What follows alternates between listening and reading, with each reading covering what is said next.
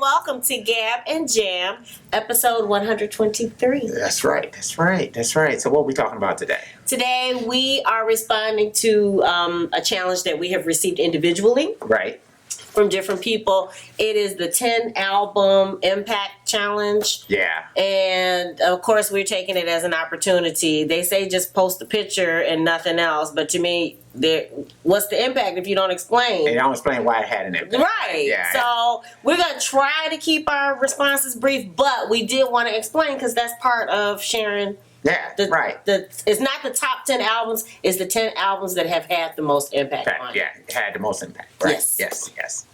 So I just gave a clue for, and for me, I did 10 albums. Okay. But they're not necessarily in order. You know, I can't say that, okay, this one had the number one impact. most impact. I got you. As much as I just selected 10 albums that, you know, I could say, okay, these had a significant impact on me. And again, of course, I've left out tons of albums. Okay. So not in any particular order. Not in any order for me. Of impact. Yeah. For me, it's chronological. I went back through and actually did them chronologically just so that it would have some type of shape to it. Okay. Yeah, I can do that. Okay. So, I gave the clue for the album that's number 10 by Plan.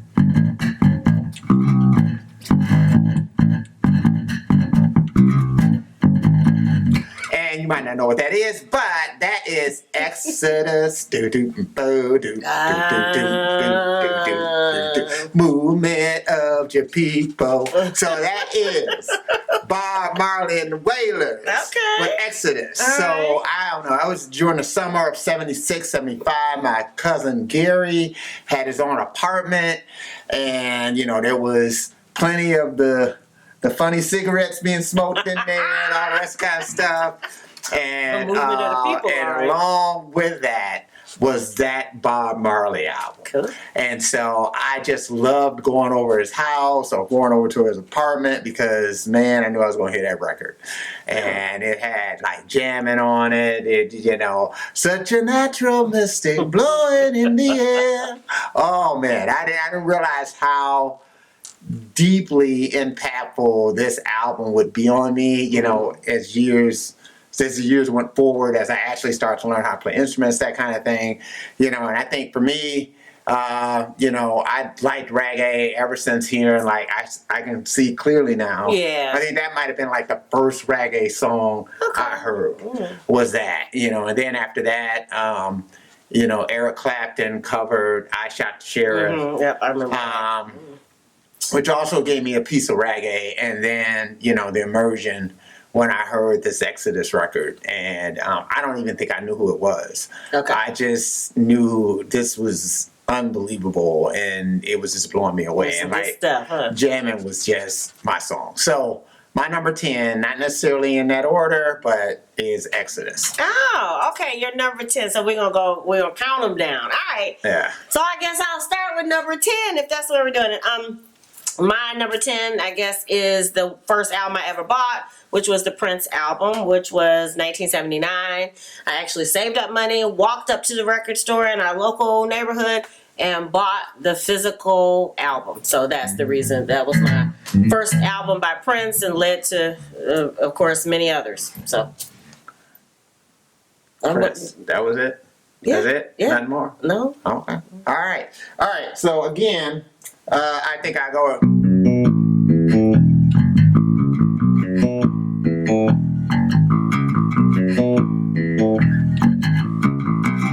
So you might know that is Limelight, which comes from Rush's Moving Pictures. So cool. Moving Pictures is number 9 for me. Cool. I went through a summer, I don't know, summer of 82, 83, I don't know. But I just spent that summer just learning Rush tunes. Cool. But the gateway drug for me into Rush was the Moving Pictures album. And then so I had to kind of go back after that. But when I heard that record, and then, you know, right on the tails of that, and that's why it was kind of really a toying cost for me, because it really could have also been Signals, because Signals with Third World Man and Subdivisions and some of those songs on there was also a big influence on me. So Grace Under Pressure, which came after that, was also a big influence. So, I mean, those albums were just seminal to me as far as bass playing. And so, like, I just kind of spent a whole summer just basically learning Geddy Lee's riffs. And, you know, and it really did a lot for me as a bass player. So, my number 9 album, Moving Pictures. Sorry. Entry into Rush. And maybe that was a Freudian slip. It but probably anyway, was. Go ahead. All right, so my number 9 is the Jackson Triumph album, 1980.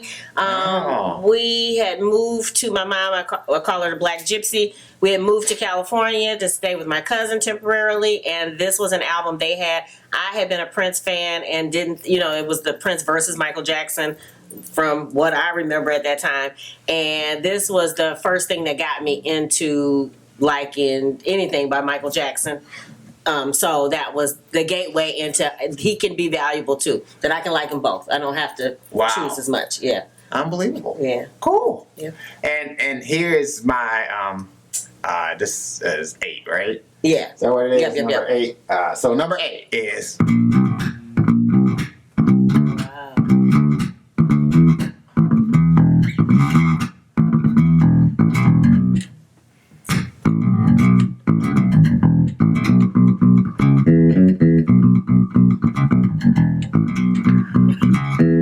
Been a while since I played that, but so that is Zenyatta Mandata. Okay. First one I started off with was When the World is Running Down, You Make the Best of What's Still Around. Cool. The next one that I attempted to play was Voices Inside My Head, and then again, that album was it. So again, that was my gateway album into the Police. So just one Saturday morning, I just happened to tune into American Bandstand, and Dick Clarke said, "Here is the do-do-do, the da-da-da by the Police." I said, "Oh, the Police, I heard it. Now let me check this song out." And I heard this song, blew me away. Wow. I was completely floored by that song. That song, it was like after I heard it that one time, I was like, where can I hear this song again? And at that time, especially here in Detroit, did not play the Police on the radio that often. And so I finally pulled together my pennies and everything I had, and I bought that cassette tape. Wow. Of Zenyatta Mandata. And that, I played that thing to death. It just had everything in it. It had the funk, it had the reggae, it had all of that stuff that had influenced me. So that was like a seminal album for me as a songwriter, as bass player, guitar player, whatever. Oh, wow. That album was it. So Zenyatta Mandata by the Police. Okay. Number 8. Okay, my number 8 is again part of our California experience. We stayed with another friend for a minute, and she had the Gap Band 3 album. I didn't know what it was called, but this was the first time I remember getting into, I guess, the look of a group that it was, you know, with Prince, it was like, oh, it was just a natural thing, it seemed. But with them, it seemed like they took an effort, you know, to have the band pictures and all that. I enjoyed the music, and I kind of saw it as a complete product. And I guess that informs the way I feel about albums today. Wow. Yeah. Burn Rubber. Yeah. All right, and humping. You got me humping day and night, baby, baby. You get a hump in your back. Okay. All right, anyway, I digress. Yeah, a little bit. All right. So moving right along is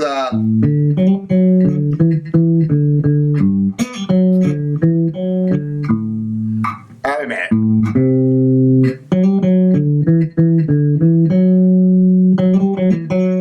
So that's Burning of the Midnight Lamp by Jimi Hendrix from the album Electric Ladyland. I messed it up, but anyway, I'm leaving it in there. Yep.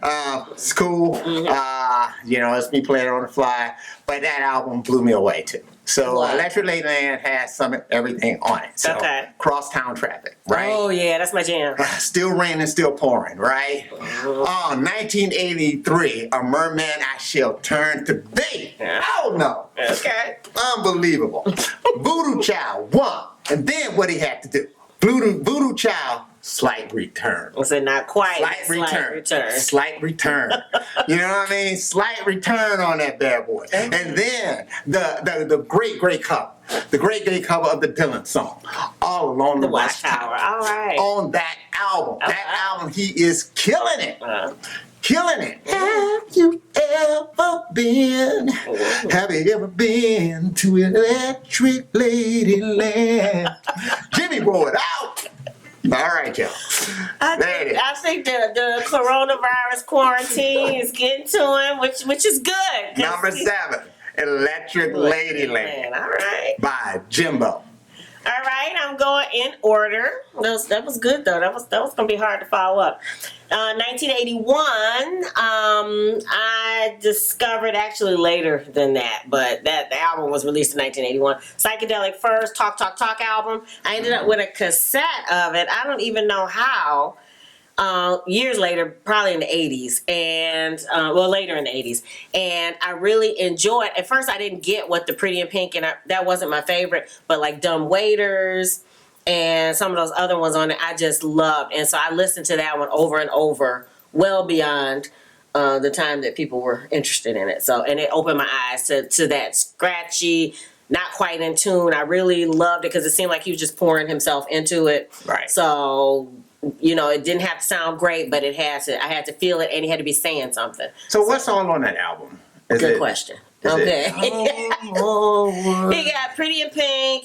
I'm not good at remembering all that. I can just tell you that Dumb Waiters is my absolute, that's one of my songs. And that's on that album. So. All right. That's good. So for me, I gotta go like circa 1974, 1975, right? Okay. I was just coming out my Jackson 5 phase. Okay. Matter of fact, I just seen like Sly and the Family Stone live in person. Saw the Ohio Players live and in person. All right. So, and then this just great album.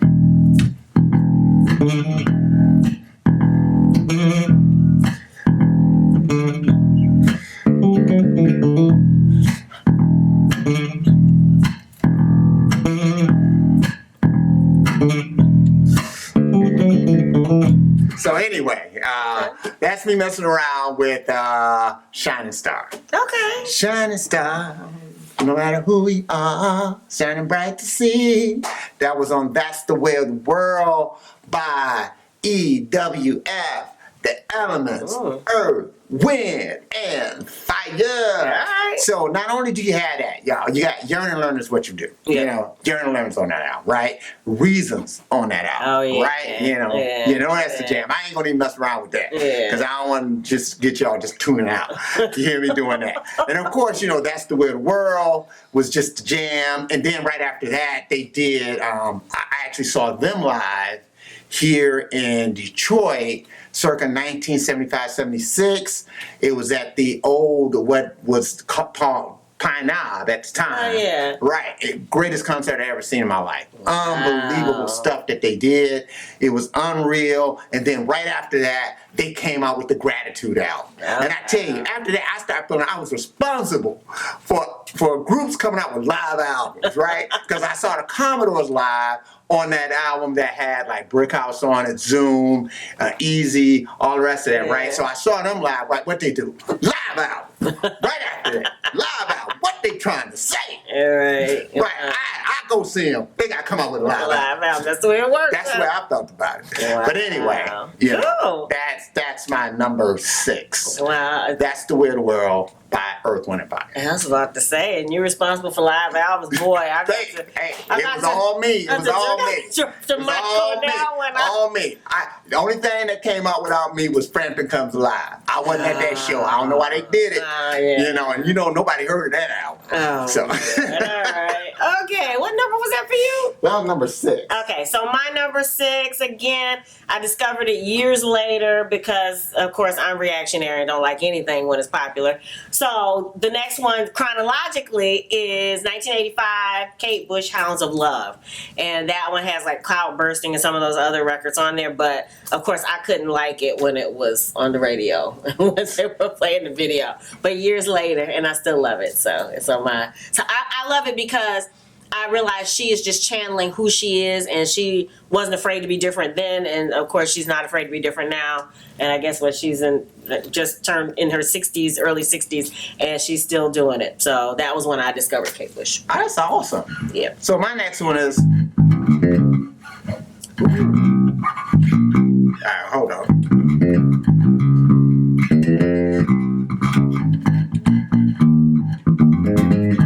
There it is.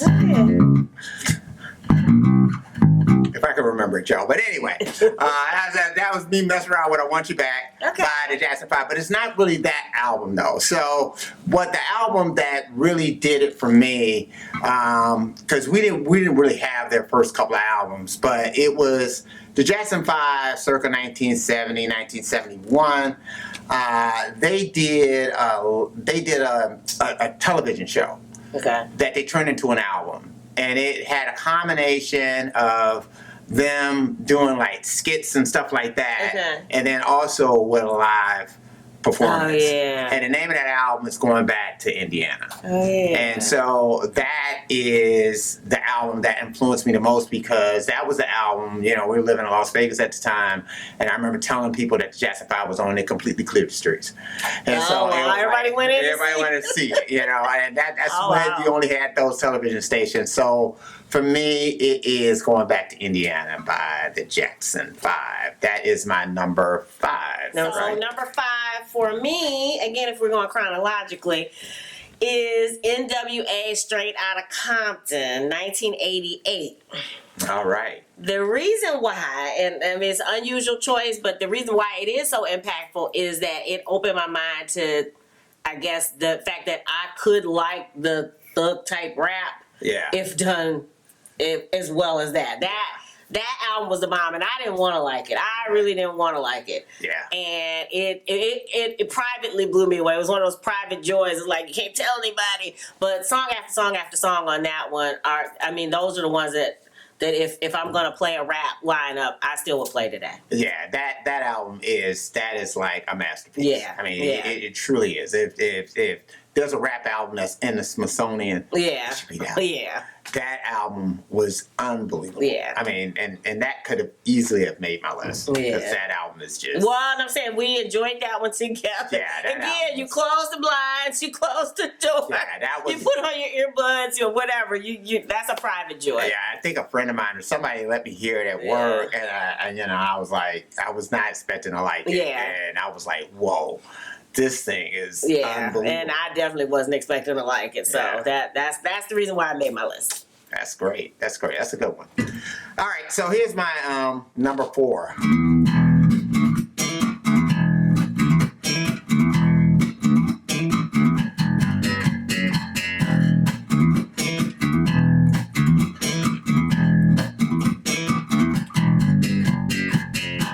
So that is Intro. And Intro was on the album Mirror by Larry Graham and Graham Central Station. Yeah. So that album was it for me for playing bass. I mean, for the longest when I was growing up and I was trying to decide, there was 2 things that happened.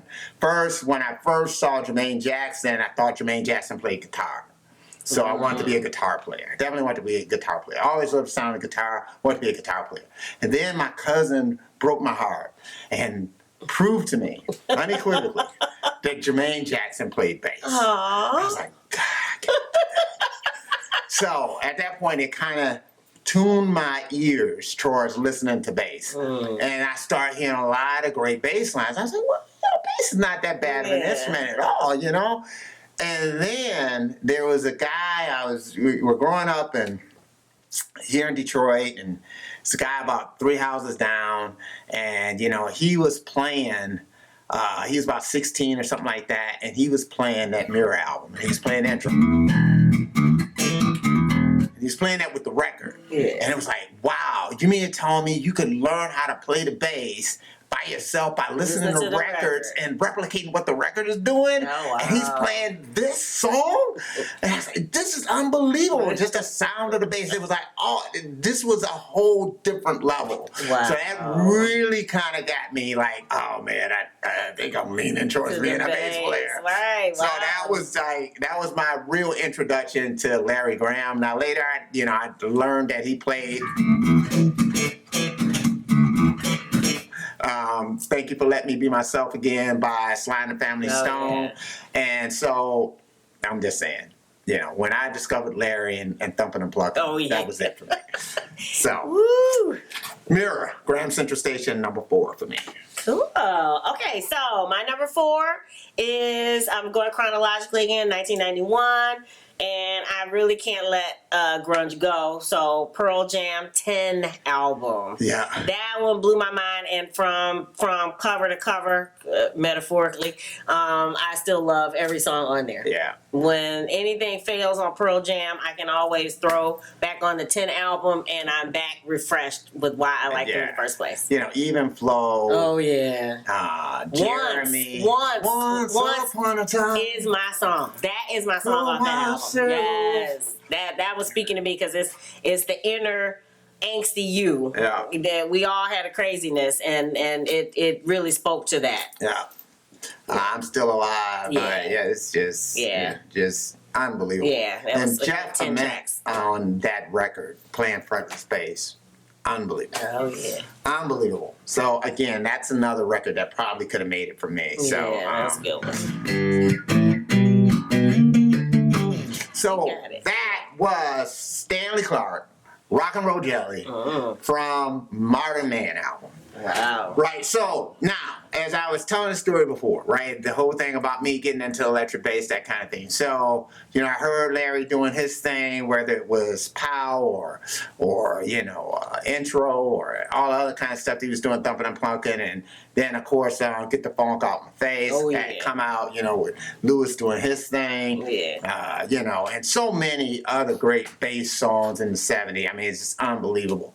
But then I heard this Modern Man record by Stanley Clarke. And at first, I didn't even know that was a bass line. Yeah. I mean, I thought that was a guitar line. So I was just waiting on the bass to come in because everything that I'd known about bass, Stanley Clarke completely defied it. So Stanley Clarke, for me, is the person that really made me just completely fall in love with the bass as an instrument. And just in the fact that he kind of showed me that the instrument could be a chording instrument. You can chord on it, you can do chords on it. So that means you can write songs on it. Yeah.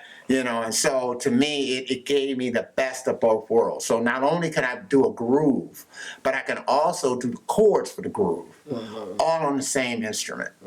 And that's what sealed it for me and made me say, I gotta be a bass player. Right, you gotta right. Now I noticed people with Stanley Clarke that, feel like everything that he did to the bass was kind of sacrilegious, because he made the bass sound like a guitar, and a lot of people hate that part about it. And I think that's why a lot of people, love Jocko more than they like Stanley, because, Jocko, innovated on the bass, but at all times it always sounded like a bass. But he just took it to a different space, and don't get me wrong, Jocko is unbelievable. But just for me, what did it for me was Stanley Clarke. And just all the things that he did, and he showed that the bass could be a lead instrument, it could be a chording instrument, it could be everything a guitar is, and even more. And that's what did it for me. And it all started, the gateway drug for me, for Stanley, was Modern Man. And then after that, I got School Days, I got Journey to Love, the Stanley Clarke record, and all the other stuff after that. So Yeah. That was it for me. Modern Man is number 3 on my list. Okay, I'm sorry. I cannot have this list without having this album on here. This is 2006, and it is Bourgeoisie Paper Jam's Welcome to My World album. I know we're not supposed to pat ourselves on the back, but it was the album that, when we did this album, it let me know what we were capable of. That we could actually be, I guess, somebody who could be impactful, who could be danceable, who could give a message, and who could look good. Because we hadn't spent enough time, to me, working on our look and all that. And for that album, we did all of that. And so it was the first one that opened me up to where we are now. And I know for the 10 years after that, we kind of went through a little cuckooville, a little down the rabbit hole. But now that we're back, I always look back to that and that first little glimmer of light, the doorway opening up. Right. As to what I know we were capable of. So that was important for me. I needed to see that. Yeah, that was definitely a pivotal record. So yeah, cool. So my number 2 is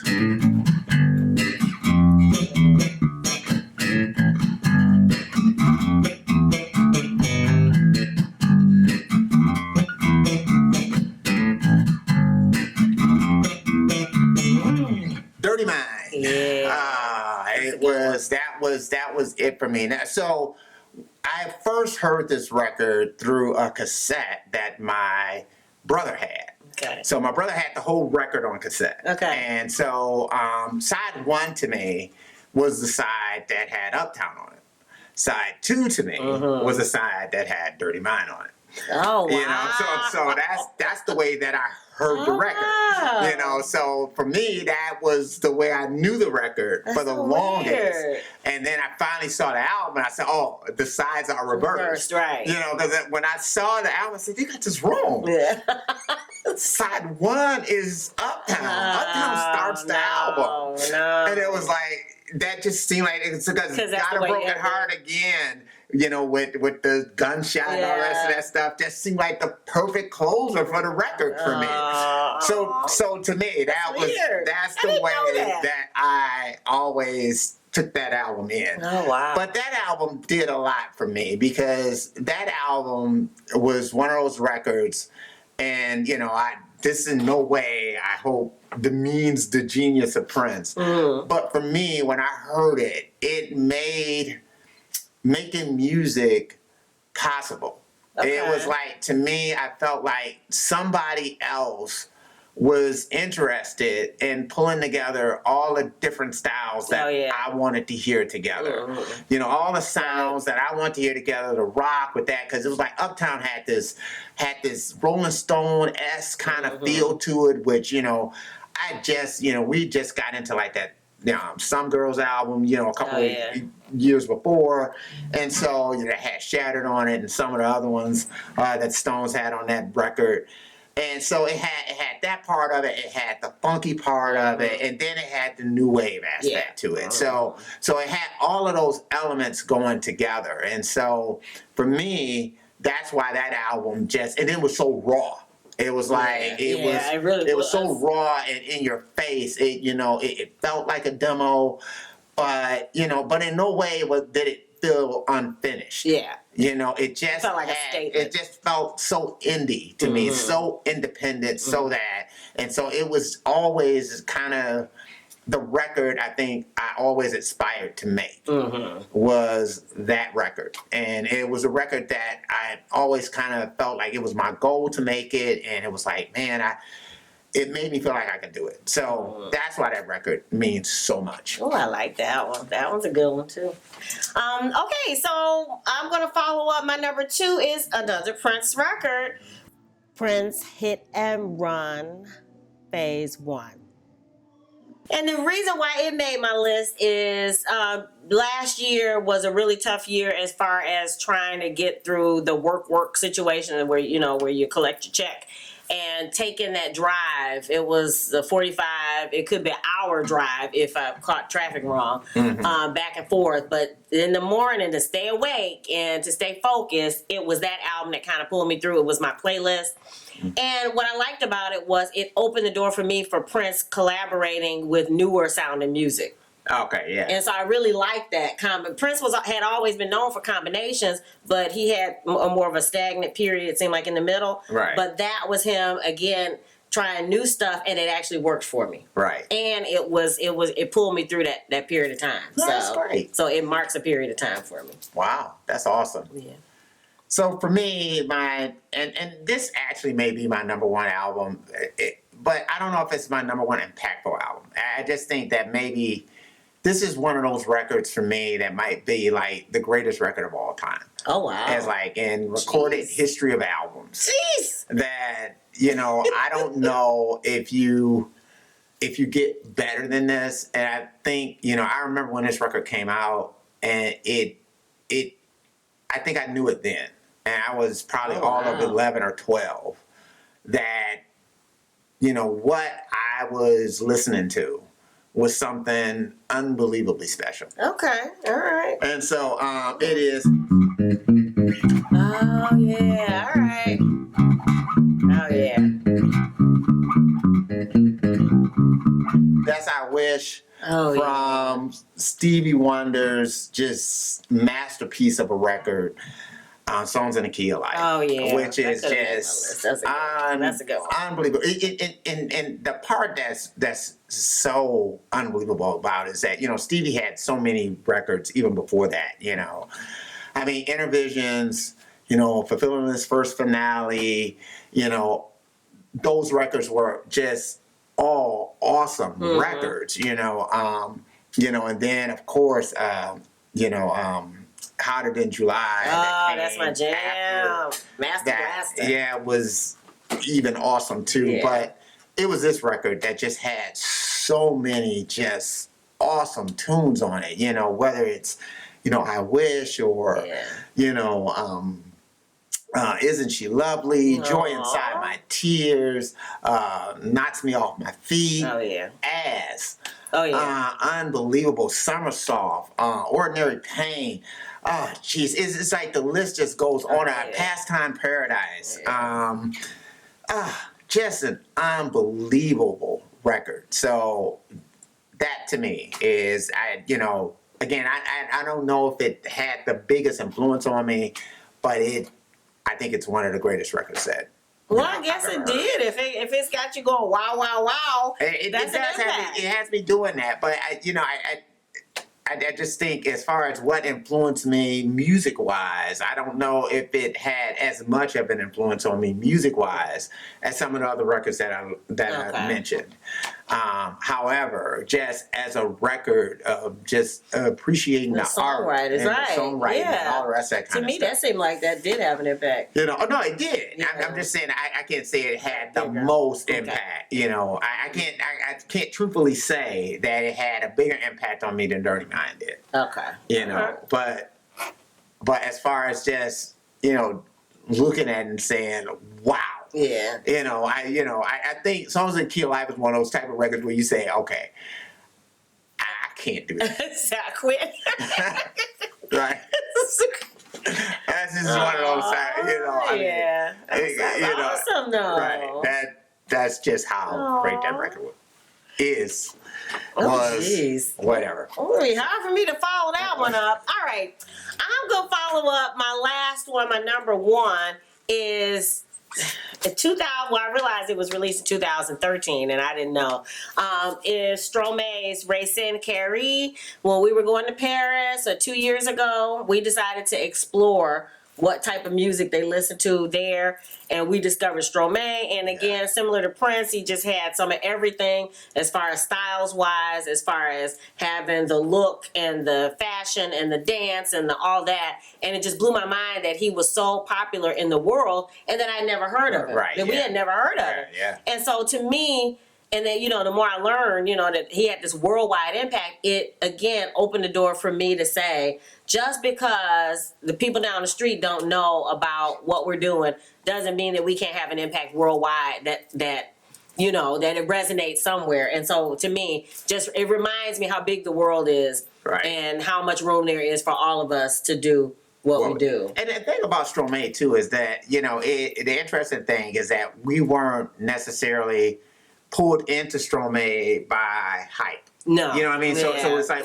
we don't know what the press kit was. Yeah. We never knew what the press kit was. Right, we didn't know until after that he had been to South by Southwest. Right, and he had done so many other things. World Soccer, Right. he had done the theme song for that. We didn't know all that at the time when we first discovered it. It's just that as we were going through the stuff, as you're sifting through stuff, I mean, he was the stuff that just kept popping up, and he had something different every time. Yeah, and with it was the videos were inventive. Right. The dances were cool. The ideas. The songs seemed like they were very well put together. Just everything, and he had these concepts, and he always seemed like whatever he was doing in the video, that the video actually served the song and told the story of the song. So even though we didn't understand the language, words right? It's all in French. We finally got the meaning of what was being conveyed in the song, because the videos were just so, intertwined with it. And then, come to find out that, he actually has a lot to do with the video production. Yeah, him and his brother, that he was a film major, but his brother is a filmmaker. Right, yeah. So, and then his wife is a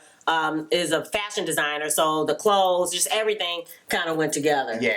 Yeah, so again, he's just one of those artists that, I mean, it's rare that you find that where the artist actually, exceeds the hype. Right. And he's one of those that definitely And it's current. And I guess that's the other part, is that a lot of times I find that I'm looking back at all these wonderful people that did these wonderful things. Right. And I guess for me, for now and for where we're going, I needed the confirmation that this is possible now. Yeah. So that's the reason why he was the last thing on my list, and chronologically last thing on my list. Yeah. Okay. What do you think? What are your top 10 most impactful albums in your musical history? Please leave it in the link below. We'd love to hear what's on your list and how they impacted you. What else? I don't know. We got the funk album, the funk album, the funk album, the funk album. Yeah, well, that's gonna be coming. So, but I thought you were saying like, what else I'm doing out or something like that. Well, not doing that anytime soon. But. Well, and hopefully this whole quarantine thing will be over soon. Yeah. But in the meantime, because we want to travel, but we want to do it safely. So yeah, and in the meantime, we're focusing our attention. That there's going to be a lot of things that probably different, might not go forward, or might be different than what we had, before. Before. But the album's going to come out regardless. Sugar Fit is coming out. It's coming out. Yeah, it's definitely coming out. So we'll let you know more in the episodes to come. If you dig the vibe, be sure to subscribe. We're wishing you love, peace, and chicken grease. Yay.